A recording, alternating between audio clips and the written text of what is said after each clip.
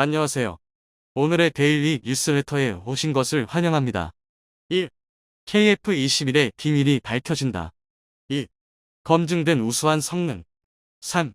성공의 모든 한계를 무너뜨리십시오. 한번 진실을 알아봅시다.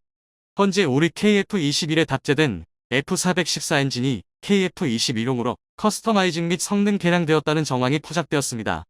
오늘은 KF21 기술자와 인터뷰를 통해 KF21에 대한 비밀들을 풀어가보는 시간을 가져볼까 합니다. 음악님께서 인터뷰를 진행하면서 일반인이란 취가 물가함으로 일부 착오가 있을 수 있으며 함께 분석한 내용은 인터뷰의 내용을 기반으로 일부 분석을 통한 추정한 것임을 밝힙니다. KF21 보라매는 조종하기 쉬우면서 성능이 우수한 전투기입니다. 지상 활주 땐 전고가 높고 육중에 큰 비행기를 모는 느낌이 들고 상공에선 FA-50 경전투기와 비행 특성에 유사합니다. 능송만 초종사라면 KF-21 적응에 이렵지 않을 것으로 보입니다. 라고 KF-21 시험비행에 5차례 참여한 진태범 카이 비행시험단 수석 조종사는 첫 한국산 전무기에 대해 이간히 평가했습니다. 이번 사천 에어쇼에서 공개된 3호기는 최송으로 일반 파일럿용 개발기체가 전시되어 있습니다. 1. 2호기 담당은 테스트 조종사 중에서도 에이스 오브 에이스들이 담당하고 있습니다. 그만큼 세심한 조종이 가능하도록 전투기 세팅을 해놓았다고 합니다. 1. 2호기를 운용하면서 쌓인 데이터를 기반으로 3호기 이후 기체들의 전투기를 운용할 수 있도록 소프트웨어 최적화를 진행하게 됩니다. 이러한 과정은 전투기 운용에 있어 굉장히 중요한 부분입니다. F-15K가 처음 도입되었을 때 추락사고가 발생했는데 이는 미국 조종사 기준으로 전투기 세팅되어 있었고 이를 우리 조종사들이 운용하다가 지기공시 정신을 잃어 발생한 사건이 있습니다. 이 사건 이후 신규 전투기 초기 도입 시 베테랑 조종사들을 배치하는 것이 분문율이 되었다고 합니다. 그래서 3호기 이후 적용된 전투기 프로그램 세팅은 중요한 작업 중 하나입니다. KF-21CJ 3호기는 무기를 발사한 흔적이 있고 특히 기관포 부분에 나타났습니다. 이에 대해 질문해 KF-21 개발자는 3호기에서 다양한 무기들 테스트하고 있다고 밝혔습니다. 이미 LIG의 전자선 장비들은 KF-21 내부에 내장되어 가고 있고 본격적인 전자전 관련 테스트도 준비 중이라 합니다. KF-21에 적용된 RA 임페러는 거의 극비로 분류되어 타이에서도 모르는 내용이 많다고 합니다. 음악님께서 나노닷 분야를 박사과정 진공했기 때문에 KF-21 RA 임패널에 적용된 그래핀에 나노닷을 적용하는 것을 보고 놀랐다고 합니다. KF-21 RAM은 패널 형태로 붙이는데 전투기는 다양한 곡선이 적용되어 있기 때문에 RAM 패널 적용 시 다양한 모양으로 제작이 가능해야 합니다. 그런데 이와 같은 기술은 우리가 일상에서 많이 쓰는 물건에 적용되어 있습니다. 비록 모니터나 TV 화면에 들어가는 디스플레이 구조입니다. 올레드가 나노닷 공정으로 만들어집니다. 세계 최고의 디스플레이 기술을 가진 우리나라가 관련 기술을 구현하는데 좋은 산업 구조였던 것입니다. 그래핀은 탄소의 동소체 중 하나이며 단소 원자들이 모여 이처럼 평면을 이루고 있는 구조를 말해 원래 전파차폐 및 특수제인데 거기에 나노닷을 직용하면서 디스플레이에 적용된 커브 넣을 수 있게 된 것입니다. 여기에 그래핀을 도포하면 그게 투명 전극 역할을 하게 되고 유리를 곡면 만들고 거기에 그래핀 페이스트를 바르고 나노닷 만들면 바로 올레드가 되는 것입니다. 이 기술을 적용하여 RA인 패널에 직용했을 것으로 보입니다. 이 나노닷 기술과 그래핀 기술을 응용해 최신 대형 여객기의 조종석에도 일부 적용하고 있다고 합니다. 향후 캐노피에 적용한다면 전투기의 각종 정보를 캐노피에서 바로 뿌려 전투기 운용할 수 있다면 더욱 효율적일 것입니다. 이와 관련된 연구는 LIG 쪽에서 전술 고글이나 아이언 비전 고글을 개발 중입니다. 총을 겨누면 십자선이 고글에 보이는 랜드 워리어 시스템으로 미군도 이 기능을 구현을 시도하다가 포기했던 고난이도의 기술입니다.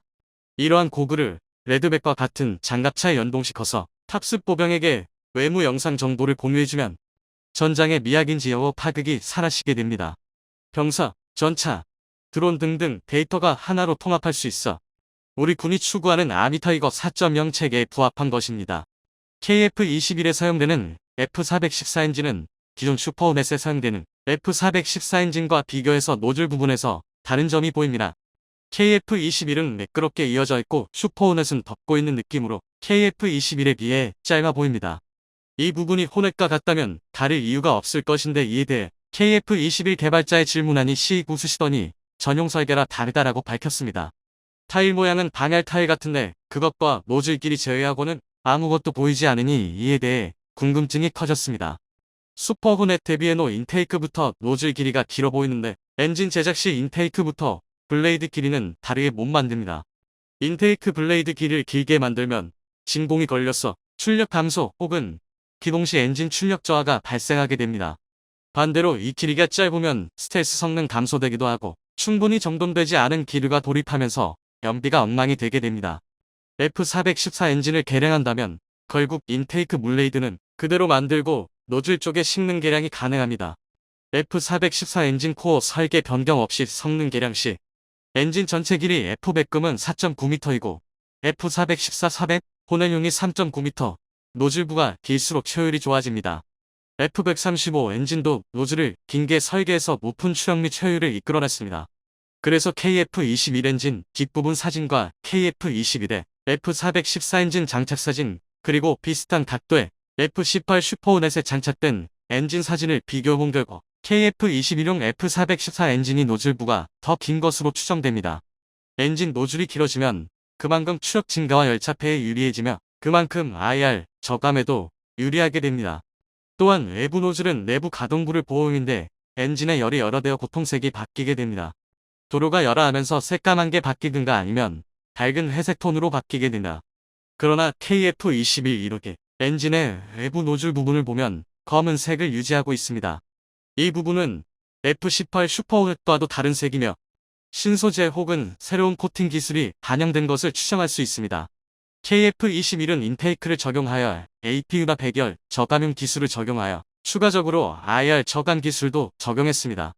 KF21 개발자는 엔진 사이의 공간도 IR 스텔스 관련 설계가 적용되었다고 밝혔습니다. 최소한 KF21에 적용된 F414 엔진은 노즐 부문에 대한 성능 개선을 통해 IR 성능을 개선한 것으로 보이며 분석대로 노즐 부분이 길어졌다면 출력 증가까지 기대할 수 있습니다. F414EP 엔진이나 F414E 엔진이 엔진 코어 변경을 통해 10% 이상 성능 개선을 했지만 노즐 부분의 부분적인 성능 개량을 했기 때문에 2~3% 정도 제한적인 성능 개선도 기대할 수 있다는 것이 개인적인 의견입니다. KF21은 알려진 것보다 더 많은 부문에서 5세대 전투기로 진화할 수 있는 기술들을 개발 적용하고 있습니다. 이에 국내 항공 기술이 세계적으로 주목받고 있는데요. 세계의 눈길을 사로잡은 우리 항공 기술의 근원을 알 수 있는 일화가 있습니다. 때는 국방과학연구소가 최초 순수 독자 기술 개발 항공기 KTX-1을 개발 중이던 1995년 시제기에 대해 미 공군 측에서 성능에 문제가 있다는 시험 보고서를 냈습니다. 이에 개발진들은 비행기 날개 자르기를 시전. 미군도 놀라게 한 날개 자르기 신공의 이유는 과연 무엇이었을까요? 49분 KF21의 CJ 2호기가 이렇게 35분 동안 비행 후 10시 24분에 착륙하며 첫 비행을 마쳐 세계 방산업계의 주목을 받고 있습니다. 이번에 비행한 2호기는 향후 양산시 적합한 도색을 검토하기 위해 1호기보다 어두운 색으로 동체를 도색하고 수직고리 날개도 검정 바탕에 노랗게 도색해 눈길을 끌었습니다. 2호기를 시작으로 앞으로 나올 시제기들도 상수란 목적을 위해 각각 다른 색으로 도색할 예정인데요. 3호기 6호기는 12월 말부터 내년 전반기까지 순차적으로 비행시험을 진행할 예정이라고 합니다. 2호기에 탑승한 진태범 수석 조종사는 비행 특성의 1호기와 유사의 비행이 용이했다고 밝혔는데요. 비행 시 최고 속도는 1호기의 초도 비행 때와 비슷한 시속 약 407km 정도를 기록했습니다. 1호기에 이어 2호기 노비행 시험까지 순조롭게 진행되고 있어 차세대 전투기 개발 계획에 앞날을 밝게 하고 있습니다. KF21의 비행 시험은 총 2000여 회가 계획돼 있고 이를 바탕으로 각종 비행 성능, 공대공 무장 적합성 등을 확인하면 2026년 체계 개발이 종료될 예정입니다. 개발이 완료되면 우리나라는 세계 8번째 초음속 전투기 개발 국가가 되는 거죠. 이처럼 현재 순조롭게 개발 중인 KF21은 물론 FA50, T50 등 자체 기술로 개발한 항공기들, 공군에서 활용하는 것은 물론 해외에도 수출하는 대한민국의 항공기술력. 하지만 오늘날의 기술력은 하루아침에 만들어진 건 아닙니다. 항공기술 불모지였던 우리나라에서 우리 스스로도 갖고 있었던 편견과 맞섰던 개발자들의 끈기와 노력이 만들어낸 결과지요. 90년대까지만 해도 우리나라는 전투기는 고사하고 조종사 훈련했을 훈련 기차 모두 해외에서 수입해야 했습니다. 이는 기술적인 자존심 문제는 당연하고 항공기 구입에 소요되는 돈을 생각하면 경제적으로도 부담이 되었는데요. 이를 타개하고자 국방과학연구소는 전투기 개발은 당장은 무리라도 기본 훈련기는 독자적으로 개발하기로 하고 1988년 설계 작업에 착수합니다. 훈련기의 이름은 코리아 트레이너 이엑스페리먼트 1 KTX-1. 후에 KT-1이라는 이름을 달게 된 한국 최초의 순수 독자 개발 항공기의 개발은 그렇게 시작되었습니다. 그러나 개발은 초기부터 난항에 부딪혀야 했는데요. 정부와 군 당국 지원을 받기 위해 날개 구조, 제작과 필요 시연, 연구는 물론 조종실 모형까지 만들었지만 89년 초 당시 국방부 장관의 과학보좌관으로부터 국가연은 탄도탄 연구 개발만 하고 다른 연구 개발은 모두 중단하라는 말을 들어야 했습니다. 이는 당시 군에서 항공기 설계 경험조차 없었던 국가연이 만들겠다는 비행기를 믿느니 외국에서 사는 게 낫다고 생각해서였는데요. 다행히 국가연 관계자들의 끈질긴 설득 끝에 계획이 엎어지는 걸 막을 수 있었고 영국 크랜필드 대학과 PC-79 훈련기를 만든 스위스 필라투스사와 기술 지원 협약을 체결해 설계 지도를 받으며 개발을 진행해 나갔습니다. 개발 과정이 시제 단계에 임박함에 따라 기술 입증기 프로그램이었던 KTX-1은 공군 소유에 기반하는 정식 개발로 전환되었는데요. 1991년 550마력급으로 제작된 시험기가 초도 비행에 성공했고 이에 따라 1992년부터 진행된 2단계 선행 개발에서는 950마력급 엔진을 탑재하기로 했습니다. 그런데 당시 공군은 A-37 경공격기를 대체하겠다며 KTX-1 대신 필라투스의 PC-9 무장형을 도입하려고 했는데요.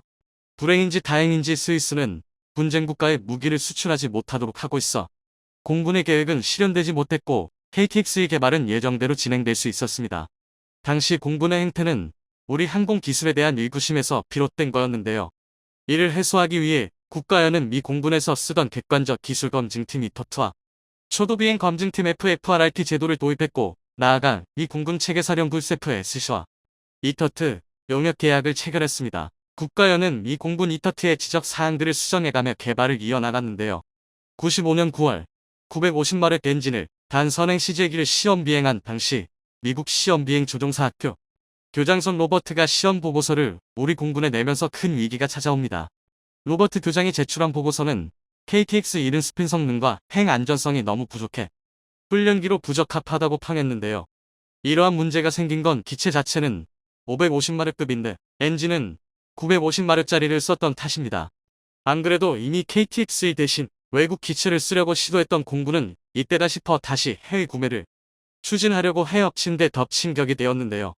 미군은 물론이고 우리 공군조차 믿어주지 않는 상황에서 국가연은 문제 해결을 위해 극약 처방을 내리게 됩니다. 바로 비행기 날개 자르기. 언뜻 보면 해괴한 이 발상은 안정성 문제 분석 결과 주날개의 상반각이 부족하고 수평 및 위치와 크기가 잘못되어 있는 걸 보고 나온 건데요. 이에 따라 로버트 교장이 탔던 시제기 3호기는 물론 4호기의 날개 가운데를 잘라 상반각을 4도에서 6도로 올리고 자른 곳을 보강하는 미 공군도 생각지 못한 작업을 단행하게 됩니다. 그렇게 해서 재탄생한 3, 4호기는 비행시험을 무사히 마쳐 우리 공군조차 회의적으로 봤던 KTX-1의 선행 개발은 성공적으로 마무리되었지요. 이후 진행된 실험 개발 단계에서도 시행착오는 이어졌습니다. 96년 10월 시험 비행을 하던 3호기의 캐노피, 즉 비행기 덮개가 1만 pt약 3km 상공에서 깨지는 사고가 터졌는데요. 자칫하면 기체만 아니라 조종사도 무사하지 못할 일촉즉발의 상황. 다행히 당시 탑승했던 이진호 조종사가 속도를 가능한 줄이고 캐노피에 손상되지 않았던 부분에 얼굴을 가린 채 하강 비행을 하는 기지를 발휘해 기체와 조종사 모두 무사히 귀환할 수 있었습니다. 이진호 조종사의 무사 귀환으로 하마터면 기체와 함께 공중분해될 뻔했던 KTX-1 개발은 지속될 수 있었는데요. 후에 지리산 주변을 샅샅이 뒤진 끝에 사고 때 깨진 캐노피 조각을 찾아 잠금장치 불량 문제를 개선할 수 있었고 98년 실용 개발은 완료됩니다. 그 뒤 99년 2월 KTX-1은 공군 운용 시험에 합격해 KT-1이란 이름으로 극역화됐는데요. 비행기 고치겠다고 날개까지 자르고 캐노피 조각 찾겠다고 지리산을 이잡듯 뒤졌던 집념이 최초의 국산 항공기 양산이라는 성과를 이뤄낸 겁니다. 고생 끝에 만들어낸 KT-1은 그때까지 우리 기술력에 대한 의구심을 버리지 않았던 공군의 태도를 180도 바꿔보았는데요. 개발 당시 KT-1 대신 외국 기체를 들여오려고 했던 공군은 기존에 쓰던 T-37을 모두 KT-1로 대체했습니다. 이는 KT-1이 터보프롭 엔진 항공기라 소음이 적어 심한 소음이라는 T-37의 단점을 해결했기 때문인데요. 여기에 연료 소모도 적어 IMF로 극심한 경제위기에 처해 있던 당시 상황에 큰 도움이 되었습니다. 또한 KT1은 인도네시아와 튀르키예, 인도, 세네갈 등에 수출돼 현재 80여 대가 해외에서 운용 중인 것으로 알려졌는데요. 세계 항공산업에서 차지하는 입지가 완전히 달라지게 되었습니다. 해외는커녕 국내에서도 코웃음을 치던 상황에서도 KT1을 만들어낸 선배들의 뚝심은 KF-21 개발에서도 이어졌는데요. KF-21도 개발 초기에는 경제성 문제를 이유로 많은 반대에 부딪혀야 했지만 핵심 기술까지 국산화했으며 앞에서 말한 것처럼 시제 2호기도 무사히 비행에 성공한 상태입니다. 시제기 출고 뒤에도 일부 언론에서 KF-21이 문제가 있다는 기사가 나오기는 했지만 대부분 개발 과정에 대한 지식 부족에서 비롯되었거니 취재 과정에서 생긴 마찰로 인해 감정적으로 작성한 것들이라 큰 의미는 없었지요. 9월 모 방송사가 냈던 KF-21 결함설 기사만 봐도 항공기 비행 시험에 대한 몰이에서 다 작성된 것임을 알 수 있습니다. 해당 기사는 4차 비행 시험에서 나온 문제점들을 무슨 중대한 결함인 것처럼 보도했는데요. 4차 시험 도중에 나온 문제들은 비행 시험 과정에서 얼마든지 나올 수 있는 것이고 비행 시험은 이를 검증하고 개선하기 위한 과정인데 문제의 기사는 이를 큰 결함이 발생한 것처럼 왜곡했다는 게 타이 측의 입장입니다. 이를 입증하기라도 하듯 이후 9월 28일 시제 1호기는 공중에서 랜딩 기어를 접고 비행하는 데 성공했고 10일에는 2호기가 첫 시험 비행을 성공적으로 마쳤지요. 남들이 뭐라 하든 흔들리지 않고 개발에 전념해준 기술진들이 이뤄낸 성과라 할 수 있겠습니다. 이러한 사례들을 보면 알 수 있듯 우리 항공기술의 역사는 한국은 안 된다라는 외국뿐만이 아닌 우리 자신도 갖고 있었던 편견과의 싸움이었다 해도 과언이 아닙니다. 그 편견을 깨부순 건 우리 개발진과 연구진들의 끈기와 집념이었는데요. 한국 K2 전차의 노르웨이 수출이 사실상 결정됐습니다. 그리고 이 소식이 전해지자 국내외의 반응이 갈렸습니다. 한쪽에서는 한국 방산의 빠른 성장세에 주목하는 기사를 냈고 또 다른 편에서는 한국이 자국 안보보다 수출에 신경 쓴다는 비판이 나왔습니다. 이 때문에 우리 국민들은 어느 게 맞는 선택인지 혼란스러운데요. 대체 어떻게 된 일일까요? 지난 9월 28일 K2 흑표 전차의 개발사인 한국의 현대로템과 노르웨이의 공스버그 사이에 협약이 체결됐습니다. 구체적으로는 양사가 국제 방산 시장에 무기를 수출할 때 공동 개발을 함께 추진하고 비즈니스에서도 협력하기로 결정했는데요. 그리고 얼마 지나지 않은 지난 10월 6일 현대로템과 노르웨이 방산회사 남무가 마찬가지로 현대로템과 방산 협약을 맺었습니다. K2 전차용 고폭탄과 산탄, 철갑탄을 공동 개발하고 생산하기로 결정했습니다. 개발에 70억 원, 양산에 1,500억 원을 사용할 예정입니다. 이처럼 한국과 노르웨이 방산 협력이 계속 이어지자 국제사회에서 노르웨이가 자국이 도입할 신형 전차 100대를 한국의 K2로 결정지었다고 말하고 있습니다. 그렇지 않고서야 K2 개발에 관한 여러 협약이 체결될 리가 없다는 것인데요. 심지어 이를 방증하듯이 노르웨이의 한 언론에서는 한국이 6개월 내에 24대의 K를 수출하기로 했다는 보도가 나왔습니다. 만약 이것이 사실이라면 전차 도입금만 1조 7천억 원에 달하며 이후 후속 사업까지 더하면 수조 원의 이득을 얻은 것입니다. 한마디로 좋은 소식인데요. 그런데 이 소식이 한국에 득이 되지 않는다는 분석도 있습니다. 일각에서는 K 전차의 노르웨이 수출이 그리 좋은 선택이 아니라고 말합니다. 자세하게는 폴란드에 이어 노르웨이에서도 독일을 꺾으면서 한국이 많은 도움을 받았던 독일 방산업계와 한국의 협력 관계가 완전히 어그러졌지만 그에 비해 사업 규모가 1조 7천억 원에 불과해 먹을 게 없다고 비판했기 때문입니다.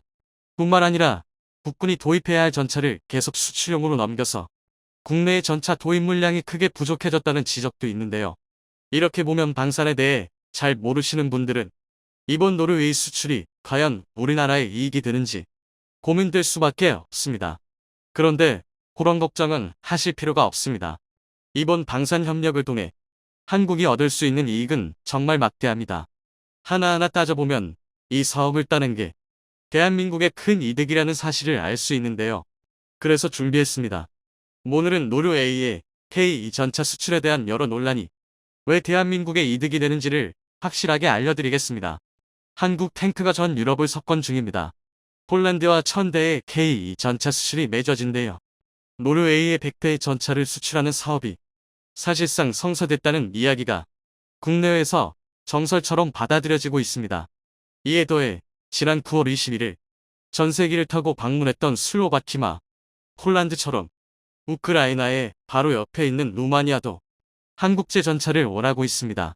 또 이집트, 오만 등 먼저 이야기가 나온 나라들까지 합할 경우 K 전차 2000대 수출도 충분히 현실적인 이야기입니다. 그리고 이렇게 K 전차가 잘 팔릴수록 K 전차의 성능을 부러워하는 국가가 늘고 있습니다. 그 증거로 지난 10월 6일 프랑스 군사 언론 메타 디펜스는 미국 제너럴 다이나믹스가 에이브람스 X로 독일의 KF-51 그리고 한국의 K-2흡표와 맞서려 한다는 기사를 게재했습니다. 이건 정말 대단한 일입니다. 사실 한국은 지난 1981년 지금은 제너럴 다이내믹스의 지상 사업부가 된 크라이슬러 디펜스의 도움을 받아 K1전차를 만들었습니다. 말이 도움이지 사실상 설계부터 시제 생산까지 전부 미국이 담당하고 대부분의 부품 역시 미제가 사용됐는데요. 당시 우리 기술진이 할 수 있었던 것은 미국 기술진이 가르쳐주던 기술을 열심히 배우는 것뿐이었습니다. 하지만 40년이 흐른 지금은 오히려 판세가 바뀌었습니다. 대한민국이 정말 혼자 만들어낸 K 전차가 그 대단하던 크라이슬러 개발진이 만들었던 M1 전차의 최종 개량형과 경쟁하고 있기 때문입니다. 이는 정말 기적 같은 성과입니다. 그런데 이게 끝이 아닙니다. 메타 디펜스는 K2흡표 전차의 경쟁 상대로 독일이 수십 년 동안 자랑하던 레오파르트의 전차가 아니라 라인메탈이 공개한 신형 4세대 전차 KF-51을 경쟁 상대로 꼽았습니다. KF-51은 레드백이 자랑하는 센서 장비인 아이언 비전을 뛰어넘는 우수한 차세대 센서로 중무장했으며 무엇보다 이전까지 개발된 모든 전차가 감히 상대할 수 없는 압도적인 성능의 130mm 전차포를 장착하고 있습니다. 그래서 여러 군사 전문가들이 입을 모아 러시아가 자랑하던 4세대 전차 T-14 아르마타는 전차 모양 쓰레기에 불과하며 KF 신한판터야말로 진정한 4세대 전차라 평할 정도입니다. 그리고 이런 판터와 K가 동일한 비교선상에 올랐다는 것은 한국의 K가 세계 방산시장에서 독일의 레오파르트의 전차를 완전히 압살했다는 뜻입니다. 다른 나라들이 한국의 K를 높게 평가하는 데에는 여러 이유가 있습니다. 그중 우리 기업이 우수한 생산성과 저렴한 단가, 그리고 동등 내지 우위의 성능, 결정적으로 무엇보다 고쳐달라고 사정을 해도 듣는 척하다 많은 독일과 달리 제깍제깍 반응하는 무수한 서비스 등으로 같은 수준의 전차라면 무조건 K2 전차를 선택하게 했기 때문입니다. 이번 노르웨이 수출 사업만으로도 그렇습니다. 노르웨이는 독일과 작은 발트 하나를 사이에 둔 이웃 국가이며 상당한 숫자의 레오파르트의 전차를 보유하고 있었습니다. 따라서 일반적으로는 거리도 가깝고 평판도 좋은 독일의 레오파르트 2를 고르는 게 맞습니다. 그러나 지금 노르웨이가 보여주는 행보는 명백하게 K가 노르웨이의 차기 주력 전차가 되었음을 보여주고 있습니다. 시장을 독점하던 시절 독일이 보여준 갑질과 달리 대한민국은 파트너 나라에 대한 신뢰, 독일 전차보다 후세대에 만들어져서 개량이 자유로운 점, 노르웨이의 또 다른 이웃인 폴란드가 천대나 구매를 결정한 것이 영향을 끼친 것으로 보입니다. 이와 같이 우리의 자랑스러운 국산 전차 K는 전차 후진국이었던 대한민국을 미국, 독일과 함께 세계 최고의 전차를 만드는 전차 3강에 반열로 올렸습니다. 하지만 그렇다고 우리 전차 기술이 독일과 미국을 완전히 따라잡은 것은 아닙니다. 먼저 미국의 에이브람스 X는 모든 면에서 이번에 한국이 폴란드에 공급하는 K2PL을 압도합니다. 화력, 장갑, 첨단 센서, 전장관리 체계 등 전차가 필요로 하는 모든 기준에서 한국보다 우수합니다. 단지 너무 비싸고 연비가 나빠 미국이 아니라면 쉽게 운용하기 어려운 점 때문에 수출 시장에서 좀 부진할 뿐인데요. 그 증거로 1000대의 K2PL을 도입하기로 한 폴란드는 K2PL과 별개로 M1 계열 전차를 추가로 도입합니다. 장갑이 약한 대신 가벼운 데다 유기압 현수 장치 등이 있어 홈짓 기동이 적합하고 디젤 엔진을 사용해 연비가 무수한 K2 전차를 경전차로 쓰고 연비가 나쁘고 비싸지만 장갑을 비롯한 종합 성능이 우수한 M1 전차를 중전차로 쓸 계획인데요. 이것만 봐도 단순 성능 면에서 한국이 미국을 압도한다고 말하기에는 무리가 있습니다. 그리고 이건 독일과 비교해도 마찬가지입니다. 현재 독일은 라인메탈사가 공개한 KF 신한판터와 더불어 프랑스와 독일 KMW사가 공동 개발하는 MGCS 전차의 개발을 진행하고 있습니다. 두 전차 모두 미래전 개념이 적극적으로 채용됐고 2030년대까지 개발을 마무리 지을 예정인데요. 이 두 전차는 K가 아무리 개량을 하더라도 현실적으로 이기기 어렵습니다. 한때는 최강의 전차였던 레오파르트 2가 10여 차례의 개량을 거치면서 설계의 한계를 맞고 K 전차에 밀려 시장에서 도태된 것처럼 설계 시점의 격차가 너무 크기 때문입니다.